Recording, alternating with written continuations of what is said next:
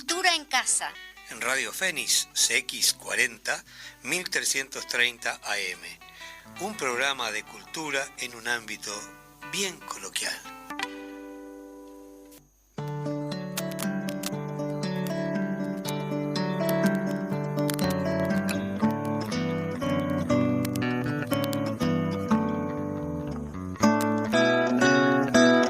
Buenos mediodías, aquí estamos en Cultura en Casa. Otro día más, otro encuentro, aquí estamos con Majo. Muy buenos días, ¿cómo estás, Eduardo? Muy bien, ¿Cómo yo están muy todas bien, y todos? con ganas, como siempre, de dialogar, charlar con la gente, escuchar música y hablar de temas que nos importan a todos, ¿no? Hoy con visitas muy importantes. Hoy tenemos un tema bastante muy interesante para debatir y para pensar y para reflexionar sobre varias cosas. Pero, viste, como siempre decimos que venimos de mucha charla en esta mañana de la radio, vamos a empezar con música. Esta milonga de Renato Borghetti se llama Milonga para as Misiones. Renato Borghetti, un compositor del sur de Brasil, formidable músico que, si bien se ha destacado en el área de raíz folclórica de la zona de Río Grande, ha trascendido su obra y es un invitado permanente de los grandes festivales de jazz por su gran calidad compositiva, ¿no? Vamos a escuchar esa milonga entonces.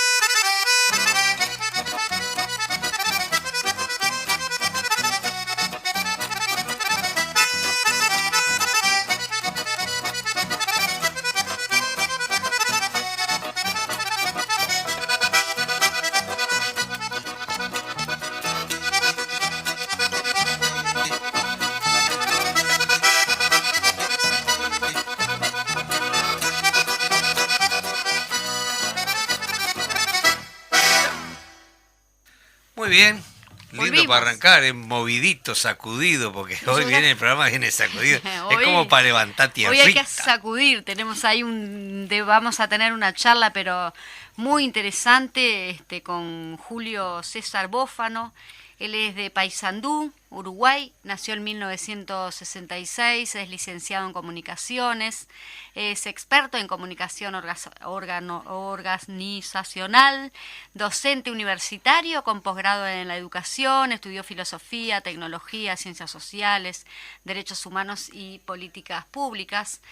Julio es periodista especializado en temas de migración, investigador, consultor y asesor en comunicaciones en diferentes organizaciones, entre ellas la agrupación política. Es concejal municipal en Montevideo, los periodos 2019-2024, y durante 17 años fue seminarista religioso y sacerdote jesuita de la Iglesia Católica. Es militante y activista de los derechos humanos con acompañamiento de personas y movimientos. Acá hay como una sigla, y se define como migrante. Vivió 13 años en Roma, uno de sus lugares en el mundo, y lo de Roma nos va a llevar justamente al tema que nos... Bienvenido entonces, Julio, y conocerme me hizo libre. Wow. Un placer ¿Qué? estar acá, Eduardo. Bueno, muchas gracias. María José Majo, con quien nos conocemos desde Nos conocemos desde con la militancia de las por migraciones, las personas justamente. migrantes, porque yo me defino como migrante, porque después que migrás, sos siempre migrante. Sí. Y cuando volvimos a Uruguay, cuando decidimos retornar a Uruguay, fundamos el grupo de retornados. Bueno, ahí nos conocimos con Majo. Y bueno, Eduardo, estar contigo también un Muchas honor, gracias, con esa igualmente. con esa música inicial de las misiones, porque tenemos muchas misiones han surgido a partir de este libro. Qué lindo. Te la Bueno. regalamos para vos, entonces. Bueno, Es fue... muy rico el café. En realidad este libro fue un removedor, muy valiente, poner las cosas sobre la mesa de una historia bastante conocida pero muy tapada, y eso ahora somos un país chiquito, Hay que pero atreverse a hacer eso, Julio. que un uruguayo haya puesto sobre la mesa este tema no es muy importante. El tema de la religión y de la homosexualidad, nada Claro, más ni nada menos, ¿no? Y sobre todo, bueno, en una cosa que era muy sabida pero muy tapada, ¿no? Muy Y que tapada. Somos como si hipócritas. fuera delictivo, ¿no? Cuando, por suerte, hoy día las cosas están poniéndose en su lugar. Es decir, nadie tiene derecho a decidir la vida de nadie, y eso es una de las cosas más valiosas. Yo te digo, soy un tipo que me gusta mucho viajar. Me encanta cada que tengo oportunidad. ¿Y qué he aprendido viajando? A la tolerancia, el respeto y la admiración a la gente diferente, ¿no? Me parece apasionante. Sí, yo hago un juego ahí de palabras en el libro del Perdón, peregrino. ¿qué te llevó a escribir este Claro. libro también vos? Pero para decirlo del peregrino que viaje, por esto del viaje, porque siempre le digo a los estudiantes, si pueden salir un poco de Uruguay, Sí. unos meses, lo que Sí, sea, sí. salgan, porque el peregrino que se encuentran con tierras extrañas, pero también con tus propias extrañeces, porque vas descubriendo eso. Ah, en Uruguay comemos la pizza de tal manera, entonces vas descubriendo las diferencias que enriquecen. Ujú. Bueno, hace muchos años que mucha gente me pedía que escribiera un libro sobre mi vida, que les parecía interesante, y yo decía, no.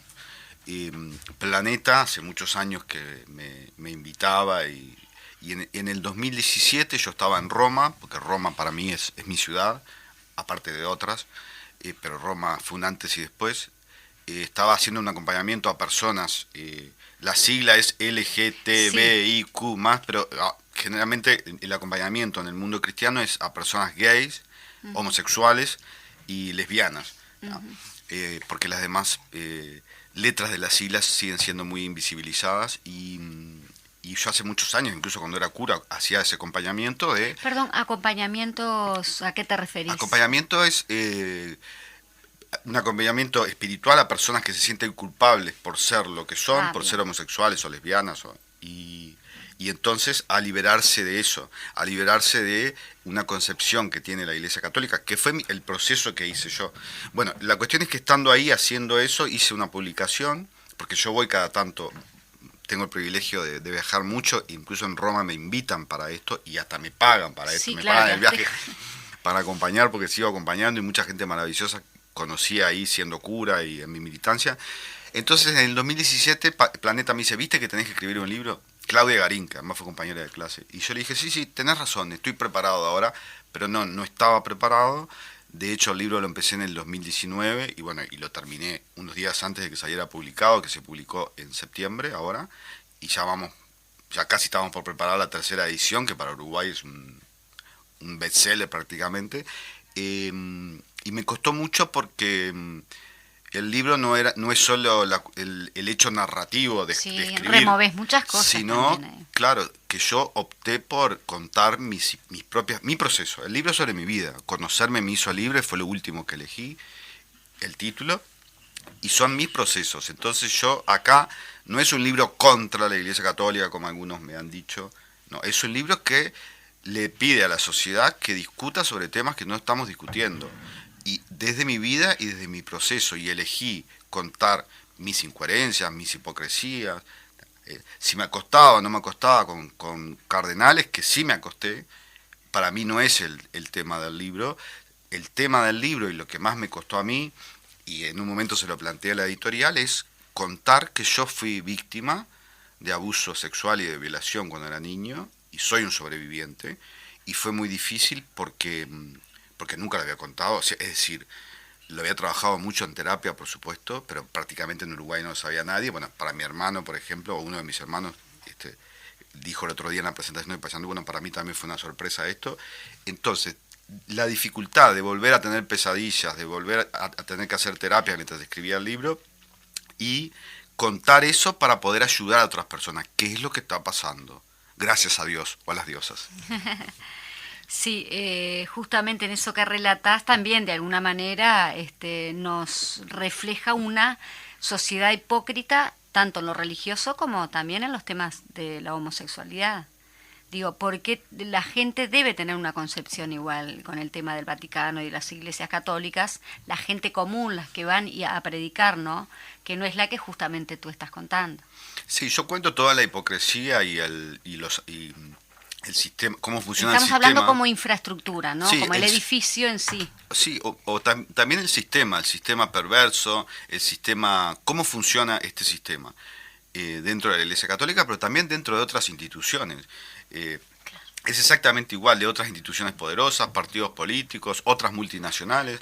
Yo acá siempre he sido muy respetuoso con la mayoría de la gente que creo que es buena, que cree de verdad, de distintas iglesias, que va de buena voluntad, como puede ser de los partidos políticos, cuando saltan abusos, acosos. La cuestión es, ¿qué hacemos cuando nos damos cuenta que está pasando eso?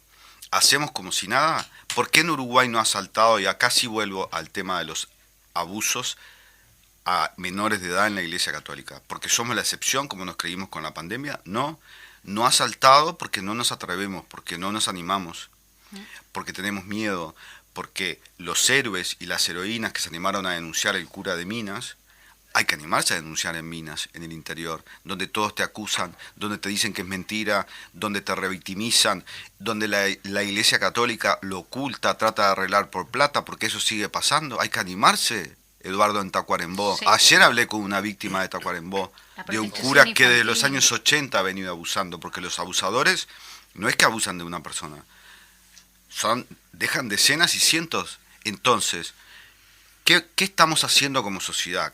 ¿Qué iglesia queremos, si querés? ¿Qué sociedad queremos? ¿Qué partido político queremos? Bueno, esas son las grandes preguntas que han surgido y es impresionante la repercusión. Yo creo que nadie se lo esperaba, ni la editorial, ni yo. Y a mí me importan las víctimas en este momento, es mi prioridad.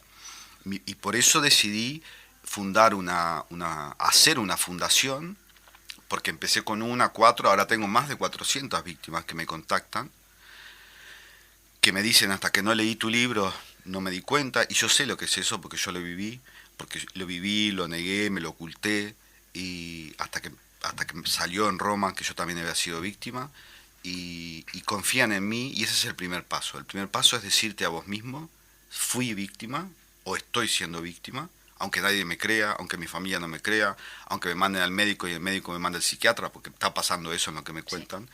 Sí.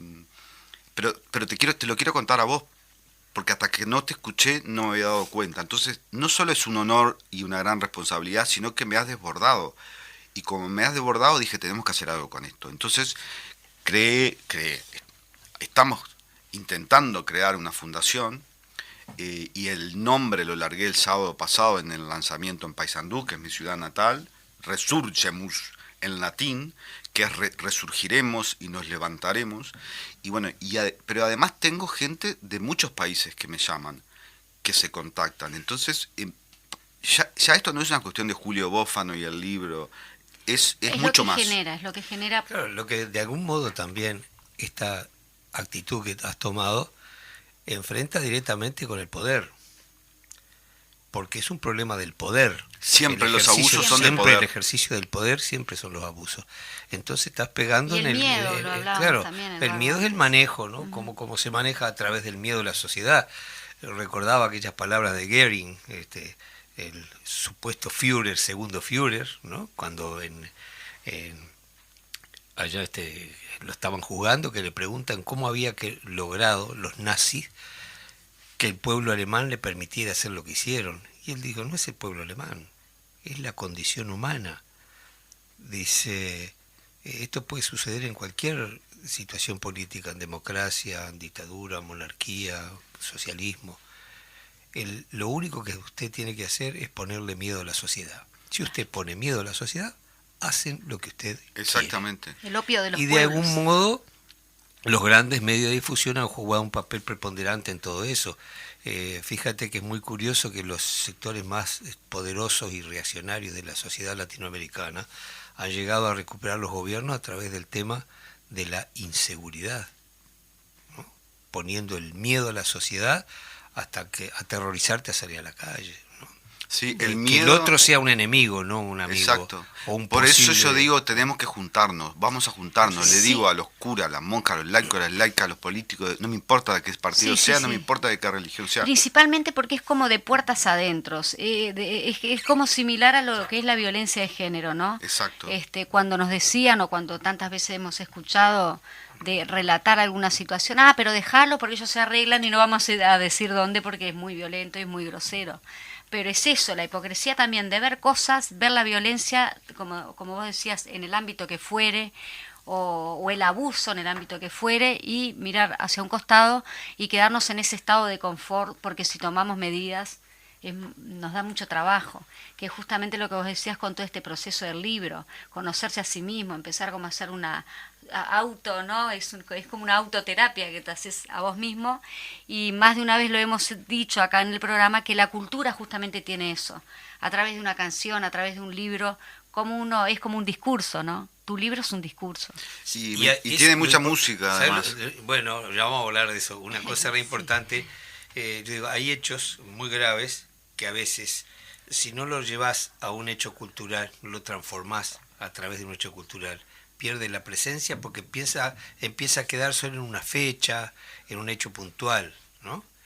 Cuando vos lo ponés en un libro, lo ponés en una obra de teatro, en una canción, en una obra plástica, le estás dando permanencia al hecho para recordarle al otro que esto no vuelva a pasar. Claro, y además ya no te pertenece, porque Ya del no te libro o de la Por cierto. salen tantas cosas Bueno, y tantas interpretaciones. Mira todo lo que te está sucediendo Claro. a través del libro, y, ¿no? y eso es lo bueno, porque el miedo te paraliza. Y a mí me preguntan, ¿no tenés miedo? No, no tengo miedo, porque la libertad es precisamente no tener miedo, y porque si nos juntamos, porque los poderosos creen que ganan siempre, pero si nos juntamos, no van a ganar. Y en Uruguay tiene que saltar este tema, porque además yo soy creyente, y el Jesucristo en el que yo creo, y recordemos eso. ¿Por qué lo asesinaron a Jesús? Lo asesinaron porque le movió el piso a los poderosos, porque le dijo a los mercaderes del templo, esto no es lo que Dios quiere. Lo asesinaron porque estaba al lado de los pobres, de las personas con los derechos más vulnerados. El Jesucristo en el que yo creo no tendría ninguna duda ahora de estar en las marchas de la diversidad, de estar con las víctimas de abusos sexuales. No se sentiría representado por esta Iglesia Católica ni por muchas de las iglesias que ocultan y tapan. Estaría en las ollas populares, estaría con los trabajadores defendiendo los salarios, estaría del lado siempre de las personas con los derechos vulnerados. Entonces, eso, vamos a discutir qué sociedad queremos, porque en Uruguay nos merecemos y podemos vivir mejor. Entonces, nos estamos juntando, se han creado movimientos en las redes, es impresionante. La gente se ha empezado a animar, por ahí cerca de Montevideo, en Canelones ahora se denunció también a un cura. Cuando digo denunciar, porque generalmente se denuncia a la interna de la iglesia, ¿no? Porque en general somos muy crédulos y decimos, bueno, se habló con el obispo, con el superior, algo van a hacer. Pues no hacen nada, no. Lo ocultan, te mienten, lo minimizan. Entonces hay que ir a las fiscalías o llamar al teléfono de unidad de víctimas y testigos de la fiscalía que te asesoran. Es la única institución que yo confío para esto por el momento. Buen sí. dato. Y por ahí, por atrás del zoológico, se ha creado después, sí. Porque se ha creado un movimiento también con un cura y la gente ha escrito en los muros, o sea, es eso lo que tenemos que hacer. ¿Cómo se producen los cambios? Los cambios se producen cuando decimos, a mí esto no me gusta. Por eso yo uso la canción de Charly García, de Inconsciente Colectivo, para explicar esto de los cambios. Es lo instituido y lo instituyente, que lo doy en clase, ¿no? Lo instituido es, bueno, esto es así, siempre se hizo así. Lo instituyente es cuando uno empieza a decir, pero ¿por qué? Yo no estoy de acuerdo, a mí no me gusta. Bueno, juntémonos para recuperar las iglesias que queremos, la sociedad que queremos y el país que nos merecemos. Uh-huh. Antes de ir a la tanda, nosotros vamos a escuchar una música que vos nos sugeriste, de nuestro querido Darno. Vamos a escuchar una de las obras de él, Desconsolados 2, que tiene mucho que ver con lo que tú estás realizando. Para los que se sueñan sin ningún una sonrisa para los que se van. ¿Dónde están temblando las canciones que nunca van a cantar? Para los propietarios de botellas vacías, para los que además de aguarrás bebieron horizontes de espanto y luz de desván. Por el duque de penurias y madame de la mugre, los que siempre estarán más acá de todo lo que brilla en la ciudad. Al abuelo de copa y al abuelo de bala y al hermano cristal, en qué sueño con un despertar en San Jamás. El ciclista estrellado en el túnel ruinoso, el que fue pedaleando su fin y halló la risadura del final. Por los ferrocarriles, esperando en sueña, detenidos, vacíos, sin nada y nadie que traer ni que esperar.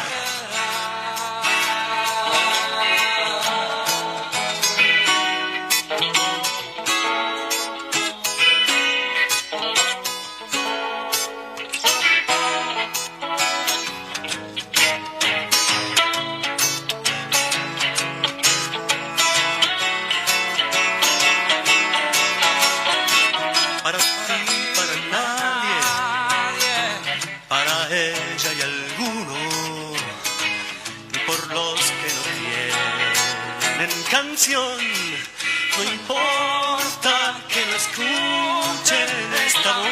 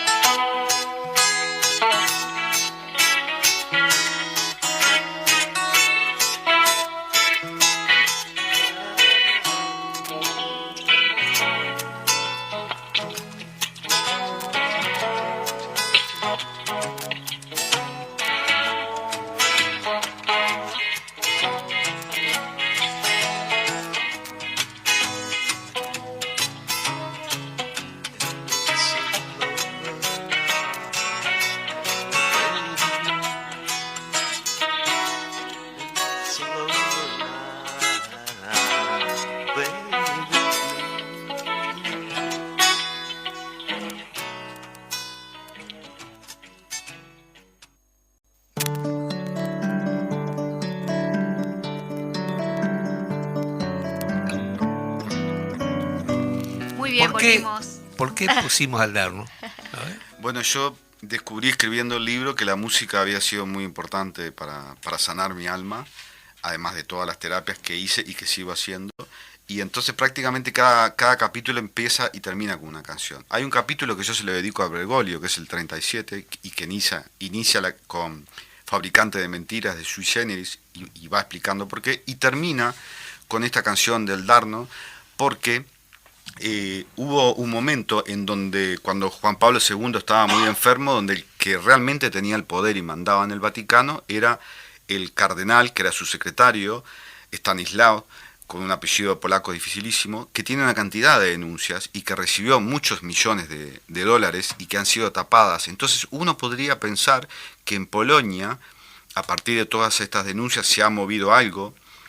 Recordemos que la obsesión de Juan Pablo II fue siempre el luchar contra el comunismo, y por eso eligió a los obispos que eligió, que han destruido todo lo que fue la teología de la liberación. Entonces, yo estaba terminando de escribir el libro y alguien de Polonia me mandó, me dice, mira esto, el 11 de junio del 2021, este cardenal, que tiene una cantidad de denuncias, con otros 90 obispos, estaban celebrando una misa como si nada hubiese pasado, porque nada pasa ni pasará si no nos movemos, con un coro hermoso. Entonces yo lo digo a eso en el libro, ¿no? Con un estilo de liturgia de hace 2 siglos, y lo que digo es que Bergoglio sabía perfectamente todo lo que ha pasado y lo sigue sabiendo. Entonces digo, tendrán canciones hermosas y coros extraordinarios, sin embargo sigue habiendo mucha gente que no tiene canción, y eso también lo saben. Y por eso cierro con la canción de Consolados 2 del Darno, porque es esto lo que quiero decir, y en cada capítulo voy jugando con canciones que han sido muy importantes en mi proceso.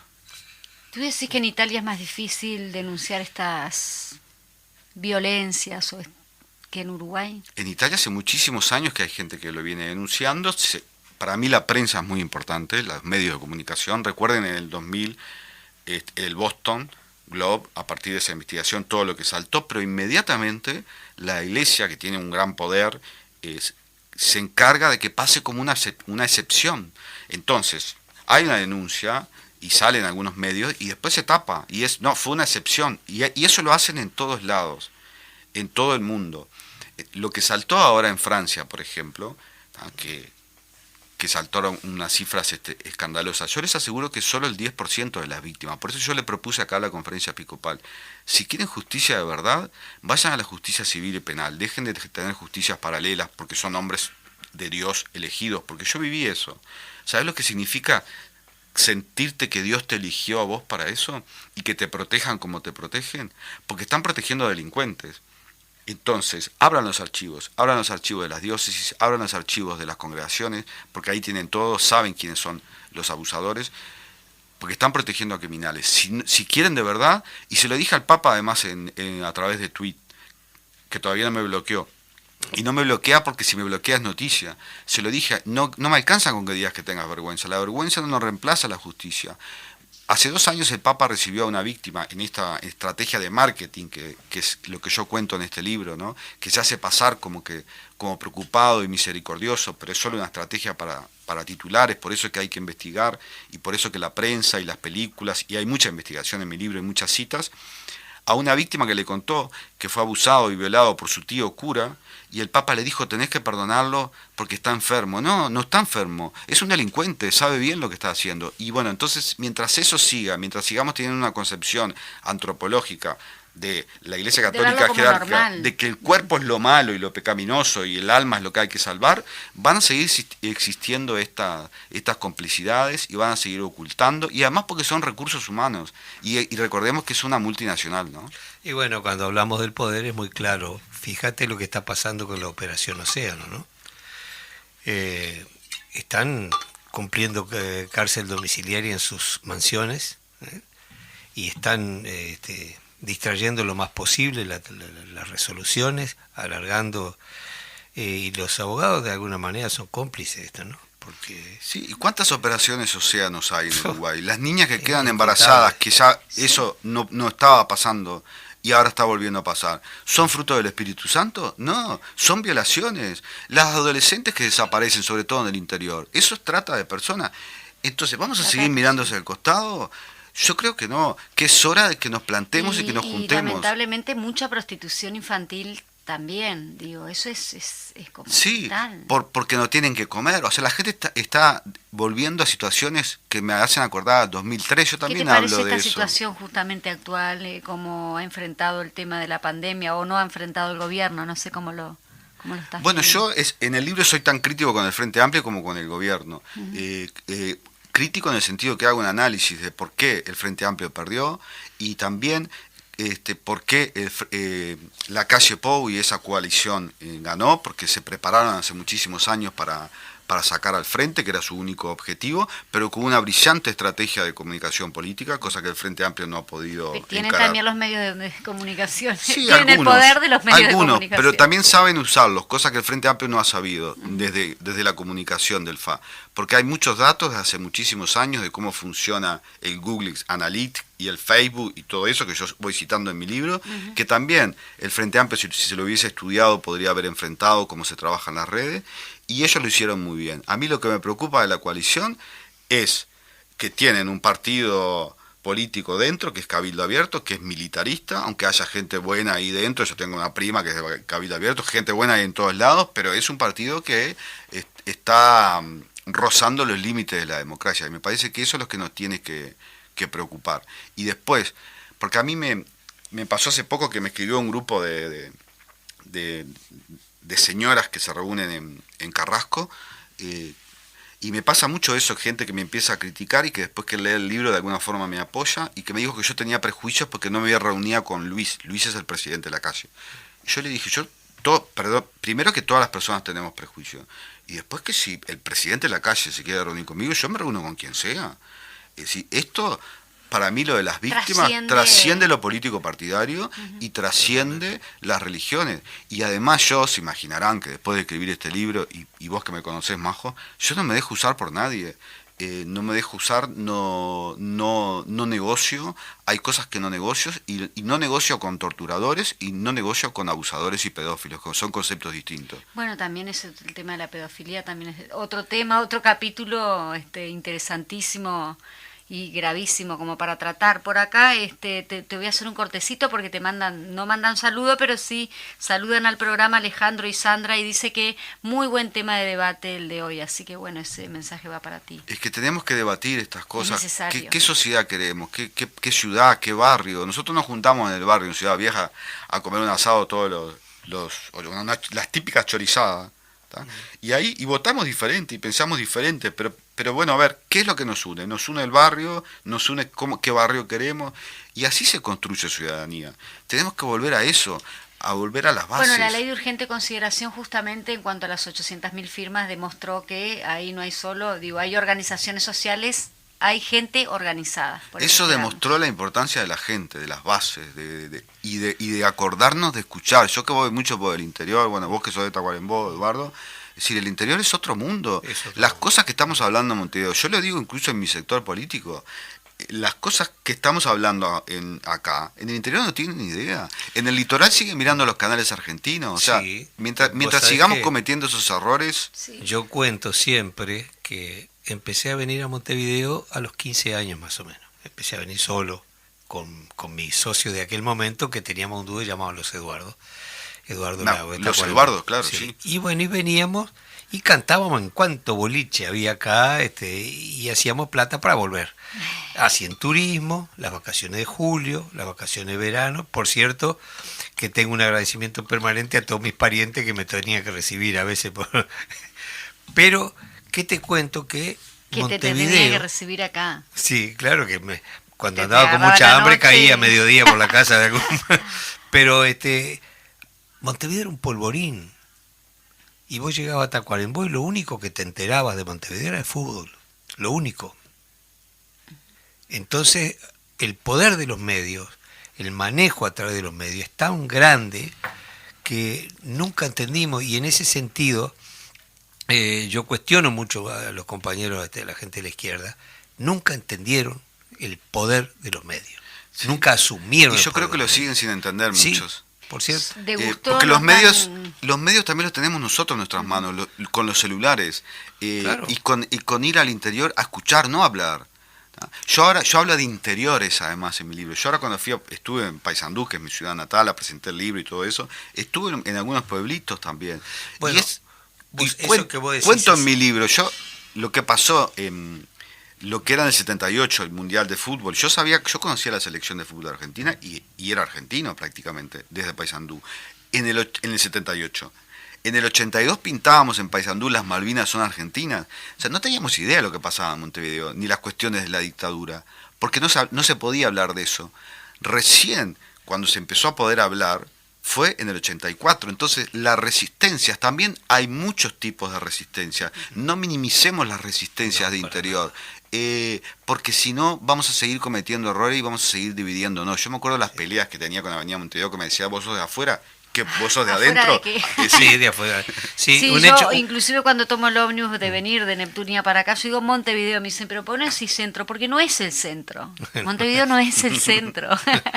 el centro viene a ser Durano, Durano, Tacuarembó, exacto. pero Si un mirás el hecho mapa. así fundamental es cuando uno va a esos lugares, no tiene que ir a hablar, tiene que ir a escuchar, Exacto. porque hay una identidad, hay un conocimiento de su entorno y uno tiene que ir a conocer ese entorno y compartir lo que uno tiene a partir de ese conocimiento y de ese respeto, porque muchas veces escuchamos, hay que llevar la cultura al barrio, pero para un poquito, en el barrio hay no cultura, tiene el barrio tiene su cultura, vos tenés que ir a aprender cuál es su cultura y si querés aportar algo para dimensionar esa cultura, está bárbaro, pero no vayas a pretender cambiarla a partir de tu concepto de la cultura, ¿no? Recuerdo algunas declaraciones de algún compañero querido, ¿no? Que a veces cuestionaban determinadas formas musicales. A mí hay formas que me gustan y otras que no me gustan, pero si hay un sector de la sociedad que se siente identificado a través de determinada música, y es una cosa que nosotros consideramos que los valores son contrapuestos a los del desarrollo, bueno, embarrémonos un poquito, vayamos ya a ver por qué escuchan eso y no lo que nosotros consideramos que debe escucharse. Bueno, primero vamos a ver por qué, ¿no? Sí, claro. Hay que tener más humildad. Yo Y creo que las soberbias muchas veces de los nos políticos, las políticas que van al interior como a dar cátedra, Sí. hay que ir a escuchar, hay que estar, hay que embarrarse. Y recuperando eso que pasó con lo de la firma, ¿no? O sea, que fue increíble. Si nos juntamos por causas que creemos y que valen la pena, podemos hacer maravillas. Y lo estamos demostrando, me parece. Vos por ahí hablabas de hoteles lujosos y mucha abundancia, ¿no? En Italia, que te tocó como vivir esa parte de conocer esa otra situación. Que obviamente la gente humilde cuando va a la iglesia, los curas como que parecería que le están diciendo que está bien, reivindican la pobreza del otro, pero ellos no viven así. Es como una contradicción también eso, ¿no? Bueno, es muy difícil explicar No sé si me explico un poco el Es trato muy de- difícil explicar la Iglesia Católica como institución, porque son muchas instituciones dentro, y por eso yo hablo de multinacionales Sí. con sucursales. ¿tá? Y además, en general, dentro de las iglesias, no solo la católica, siempre está el tema de la plata. El tema de la plata es muy importante, y piden plata. Entonces yo les digo a la gente, a ver, Pero si los te- que van a rezar generalmente son pobres. Sí, exacto. Y sobre todo en las iglesias evangélicas y neopentecostales, que además te piden plata para salvarte. Y a veces ¿ah? te sacan todo todo. eso que aparece Cuanto en la... más plata, más milagro. Sí, y entonces yo le digo a la gente, si te piden El plata, lugar, sí. desconfía, ese no es el Dios en el que creemos. Si te piden, por eso usamos la canción de Ana Prada, la cantamos el otro día allá en Paysandú del Soy Pecadora, ¿no? Si tus santitos huyen de mi agenda, si tu Dios está discriminando a alguna persona, desconfía. El reino, el Netflix, dice muchas verdades, y es una ficción. Es decir, la plata es muy importante, y hay mucha plata, y donde hay mucha plata, los buitres siempre andan dando vuelta. Entonces, siempre está el tema de que los curas y las monjas y los pastores te están pidiendo plata y que somos pobreza, de ninguna manera. Es decir, ¿Y a dónde pobreza va es esa otra plata? cosa. Y esa plata, porque es diferente. Las congregaciones religiosas son diferentes de las diócesis. Las diócesis son territoriales, por ejemplo. Hay gente que piensa que Estula es la autoridad máxima de la Iglesia de Uruguay. No, Estula es la autoridad de la diócesis de Montevideo. Cada diócesis tiene sus autoridades y son territoriales y manejan sus propias finanzas, como las congregaciones religiosas. Yo era jesuita, la Compañía de Jesús. Una cosa es la provincia de Uruguay, que ahora está unida con la Argentina, por eso yo a Bergoglio lo conozco bien, y recuerden que Francisco es el Bergoglio de Argentina, que metió todos los medios de la Iglesia a disposición para luchar contra el matrimonio igualitario, para la interrupción voluntaria del embarazo. Ese es el Bergoglio, no se olviden de eso. Y entonces hay como administraciones paralelas, pero plata hay muchísimo, porque además y sigue habiendo mucha gente que deja sus casas, sus propiedades a las iglesias, no solo a la Iglesia Católica. Y les preocupa mucho esto, el tema de la plata. Por eso también es uno de los aspectos por el que tapan esto de los abusos y la pedofilia. Por los miles de millones de dólares que les está costando. Porque hay otros países donde, gracias a Dios o a las diosas, sí se hacen juicios. En Uruguay, después de 10 años, el delito prescribe. Eso es un debe que tenemos como Estado de Derecho. Porque el promedio que te lleva a una víctima, y yo lo sé porque a mí me pasó, de darte cuenta y asumir que fuiste abusado, son 30 años según las investigaciones. Entonces, que prescriba después de 10 años, o que se pueda denunciar ahora como al cura de Minas, que ojalá lo podamos meter preso, se puede denunciar y tiene un pedido de la Fiscalía de 8 años de prisión y un resarcimiento económico. Y vuelvo y termino con esto.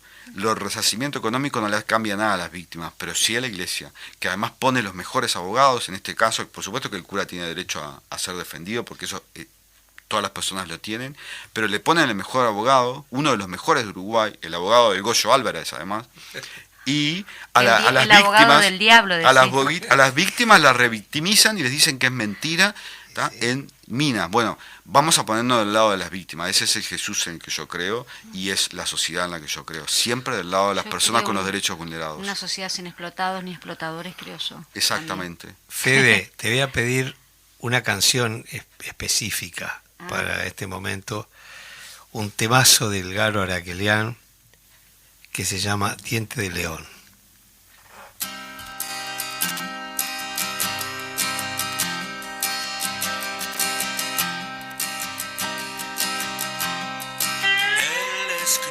Celular, perdóname por favor, las cosas van a cambiar,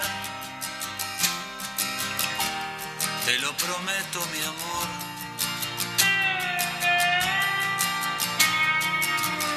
Ella por fin consiguió medio turno de auxiliar. Ya tiene todo arreglado para poderse escapar. Tendida en la tierra fría, un tiro en el corazón.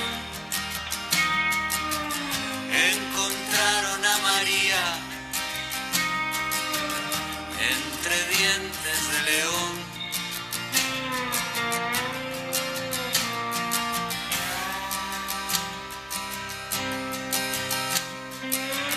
Ella atendió el celular, pensaba que no me iba a enterar.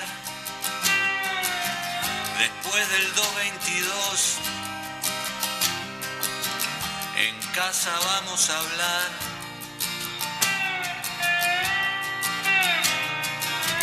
Cenaron y la abrazó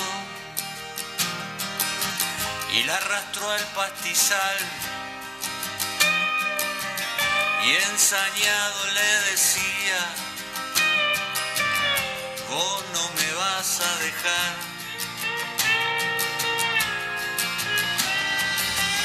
Tendida en la tierra fría, un tiro en el corazón. Encontraron a María entre dientes de león.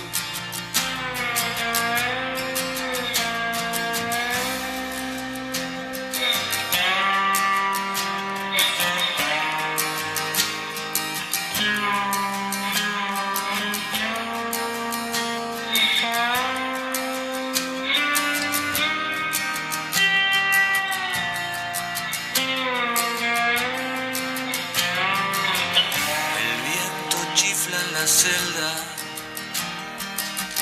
y él extraña el celular para pedirle a María que lo vuelva a perdonar.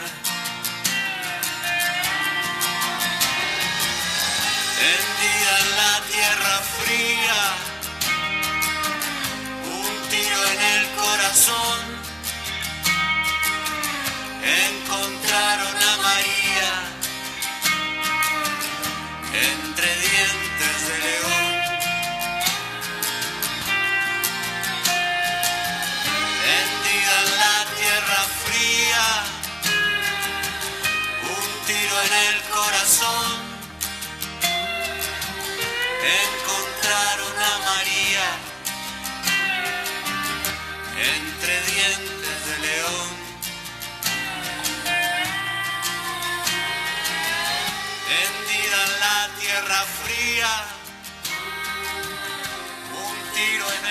corazón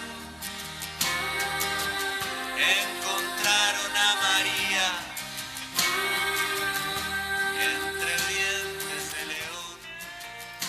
Un tema tremendo que lo vivimos cotidianamente y, como decía antes, llevarlo a una canción, a un hecho cultural, lo hace permanente, lo pone delante de nosotros para evaluarlo y poder enfrentarlo, ¿no? Sí, llega hasta el alma es muy fuerte, es muy fuerte. El texto es impresionante, la música es bueno, cuando se logra una canción que se integren las dos cosas y hay una profunda emoción allí adentro, ¿no? Está hecho con las entrañas, ¿no? Está maravillosa la canción, gracias. Es muy, Julio, golpea en el ¿Cuántas medio, Marías tenemos? ¿Cuántas más vamos a tener? Desgraciadamente. ¿Cuántas vamos a permitir? Exacto, porque para que no También haya explotadores va a haber siempre.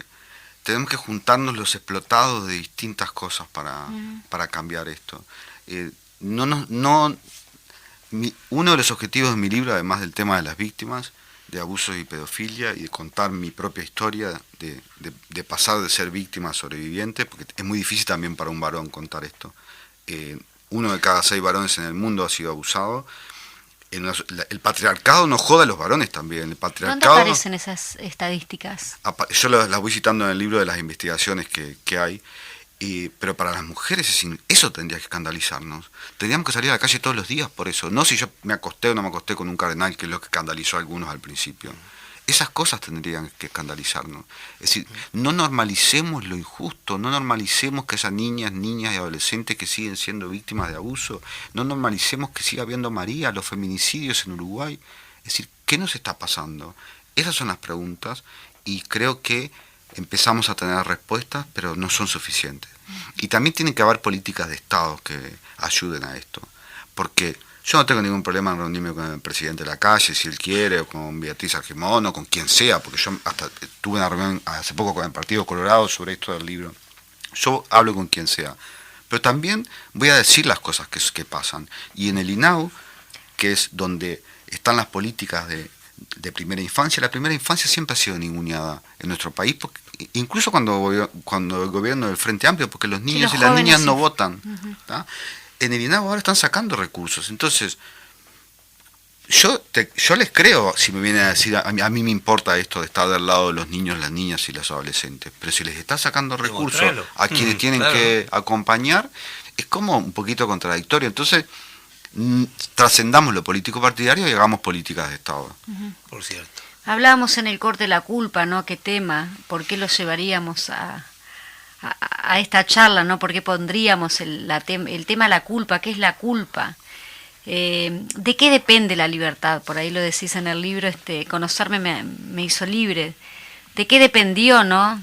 ¿De cuánta cosa dependió ser libre? Hay un capítulo específico que se lo dedico a la culpa, porque los curas son expertos en el tema de la culpa. Sí, en hacerte sentir culpable. Sentir, no ser ellos culpables. Y porque yo voy contando mis propias culpas y cómo lo vivía, ¿no?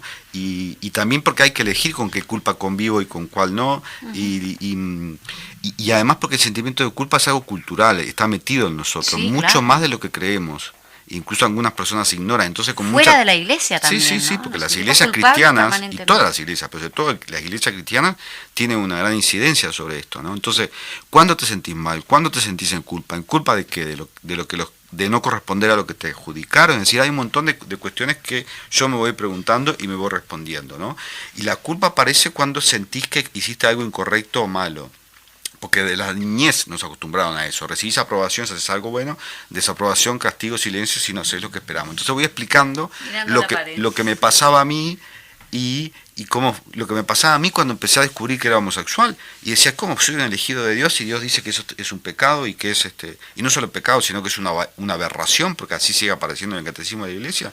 Entonces, ¿qué pasa? ¿Dios se equivocó? ¿Yo estoy equivocado? Bueno, voy contando y le dedico un capítulo a la culpa, sabiendo de la importancia que tiene y además la etimología de la palabra. Hay idiomas en donde para los antiguos romanos, por ejemplo, la culpa no era un sentimiento, no era algo que nacía de la persona, era algo que estaba fuera, como un significado, como algo que faltaba. Entonces yo le dedico un capítulo a esto, lo explico para poder liberarnos, porque elegir con qué culpa nos quedamos y con qué culpas no, es una opción que nos libera, entre otras tantas cosas. Tenemos que quedarnos con alguna. Y creo que algunas sí corresponden, pero siempre tiene que haber como un veredicto externo, ¿no? El culpatum, yo lo explico a eso, porque es largo, digamos, pero lo explico en un capítulo específicamente, porque contando mi proceso, pero también para liberar, porque tenemos que liberarnos de las culpas que fueron construidas culturalmente, de cómo debe ser el macho, de cómo debe ser la mujer, de cómo debe ser la mamá, de cómo, ¿no? Todo Seguimos eso en una sociedad patriarcal, ¿no? Totalmente. El patriarcado que es el gobierno de los padres, o el Dios que nos han vendido. ¿Por qué Dios y no una diosa? ¿Quién dijo que Dios era un hombre, padre, blanco, macho, heterosexual?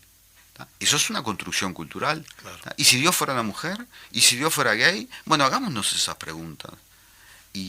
Y según lo que nos respondamos, viviremos de acuerdo a eso. Y no tenemos que pedirle permiso a nadie para ser lo que somos. Y bueno, dentro de las culturas de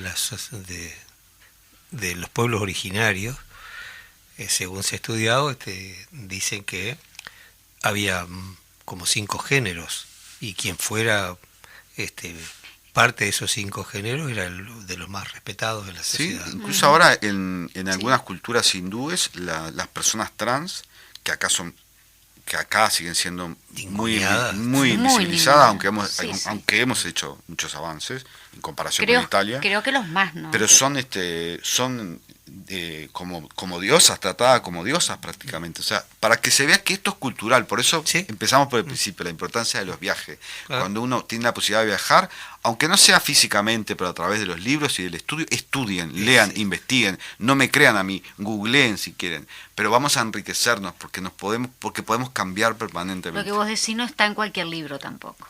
Lo que vos decís en este libro no está en cualquier libro. Pero bueno, hay muchos, verifiquen fuentes como hacemos los periodistas. Vos sabés que siempre quedamos cortos. Pero- Las palabras últimas de cada programa son las mismas. Le dijimos que tenía que volver. Cada invitado tiene que volver siempre porque quedan muchas cosas, es muy poco tiempo el que Encantado, tenemos. vuelo.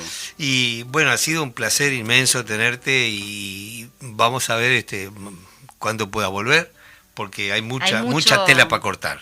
Palabra que decimos siempre Y también. le recomendamos leer el libro. Sí, a lo por cierto, claro que quizá sí. hay gente que recién se está uniendo a la radio, pero bueno, estamos acá Y nosotros con nos Julio despedimos con Bófano. música instrumental, y nos vamos a ir escuchando un tema de Ralph Towner, el gran guitarrista del grupo Oregon, guitarrista y pianista, compositor, músico excepcional.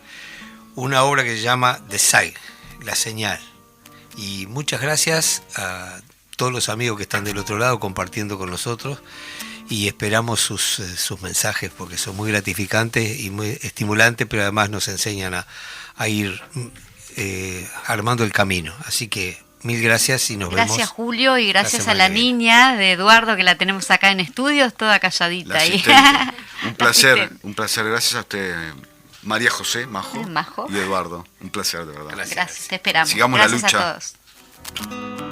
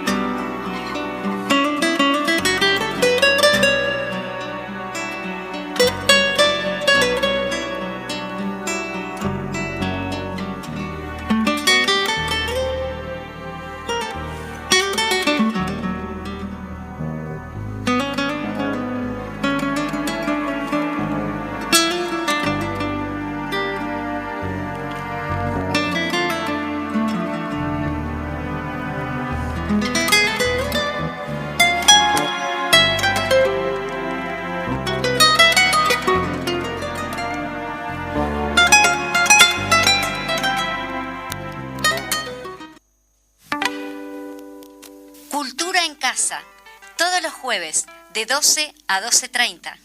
En Radio Fénix CX40 1330 AM. Un programa de cultura en un ámbito bien coloquial. Los esperamos.